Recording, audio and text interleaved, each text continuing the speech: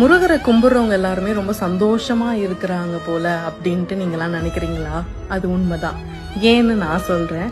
நம்ம வீடியோஸ்ல பார்க்கும் போதும் சரி, எல்லாரும் சொல்லும் போதும் சரி, அவரை கும்பிட ஆரம்பிச்சப்பா என் வாழ்க்கையே மாறிடுச்சு அப்படின்ற வார்த்தையே கேட்டிருப்பீங்க. நானுமே அதையே சொல்றேன். ஏன்னா நான் முருகரோட டிவோட்டி கிடையாது. சாமி கும்பிடுறதே ரொம்ப கஷ்டப்பட்டு தான் கும்பிட்டுட்டு இருந்தேன்.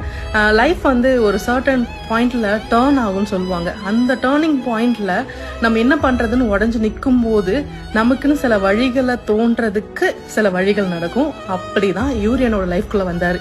இவர் ஏன் வந்தாரு, எதுக்கு வந்தாரு, என்ன சேஞ்சஸ் பண்ணாரு, இதெல்லாம் பத்தி நான் ஆராய்ஞ்சதே கிடையாது.